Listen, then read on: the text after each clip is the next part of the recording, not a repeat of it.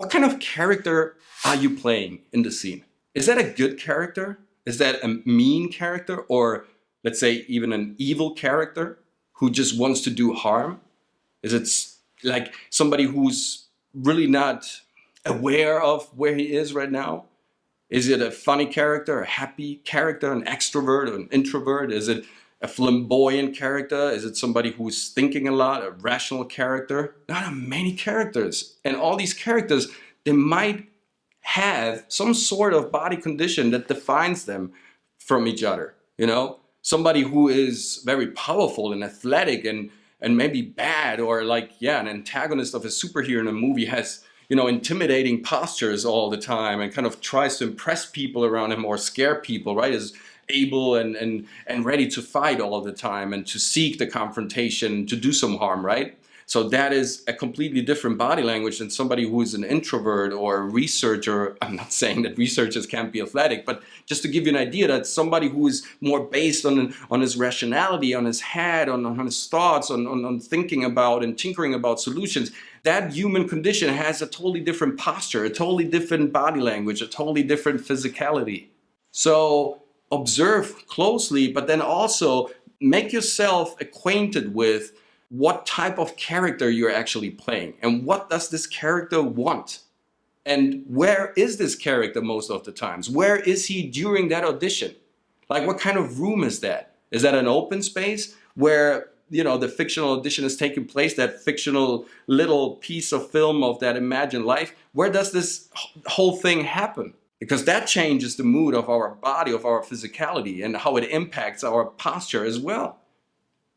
Are we in our place? Do we feel comfortable in our place? Or is the scene taking place in an environment that is scary or not friendly to you or totally unknown, where you have to discover things? If you know everything about your place, then you feel comfortable, then you should give everything like a meaning or a certain, you know, you are acquainted with a lot of things that belong to you in your apartment. You have stories, you share little thoughts and memories with everything in your room. So those little stories can impact your physicality as well. But then again, if you're in a room that seems totally strange to you and new to you, and then you might have a totally different relationship to that room, and that impacts your physicality as well in a totally different way, because now all of a sudden you're not feeling totally safe. And what's that, by the way, right? You're a bit more insecure and uncertain what's going on here.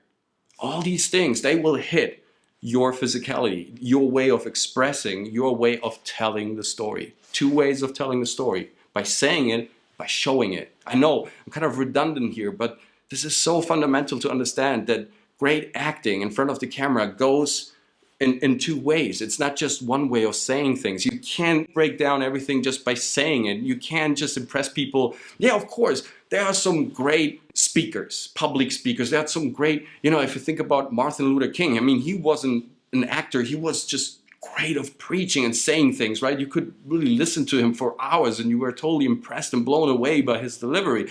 But he also used his body to underline certain concepts, to magnify certain concepts, to accentuate something, or even contradict something, right? Our body can go also the other way. So it is really important to understand that everything happens for a reason in this physicality here. And in front of the camera, it should be a good reason.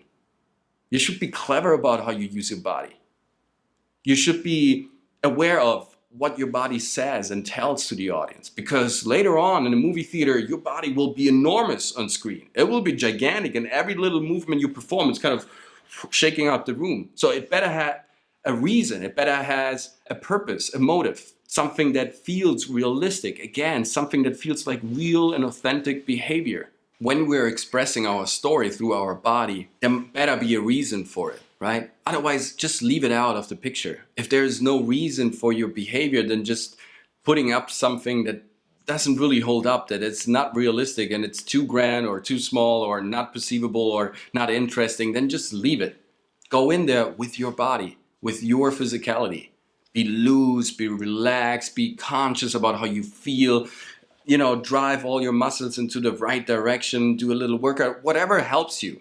But really get in tune with your body, understand your physicality, absorb their behavior as well, And then think about where this character actually comes from and what he wants to achieve and what type of character that is and where the character is at the moment. What type of location is our character in? Where does this whole scene takes place? Because that influences our body, our physicality a lot.